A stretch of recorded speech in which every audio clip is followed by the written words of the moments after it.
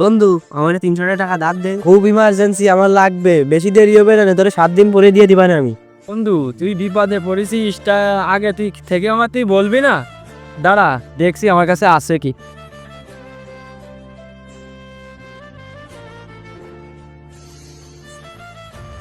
বন্ধু আপাতত তো 300 টাকা আছে, তা 300 টাকা হলে হবে না? অবশ্যই 300 টাকায় আমার কাছে ছিল।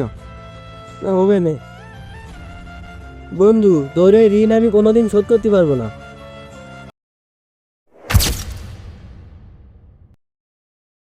কিরে বন্ধু, কি এলো? 7 দিনকের কথা বলে টাকা নিলি আমার কাছ থেকে, তা 3 মাস হয়ে গেল, তা তো কিছু বললি নে, টাকাও তো দিচ্ছিস নে। কিসের টাকা তোর? এরই মধ্যে ভুলে গেলি 3 মাস আগে যে আমার কাছ থেকে তুই 300 টাকা নিলি, সেই টাকার কথা বলছি। তোর আমি টাকা নেওয়ার সময় বলিলাম না, তোর এই ঋণ আমি কোনোদিন শোধ করতে পারবো না, এখন কিসের টাকা?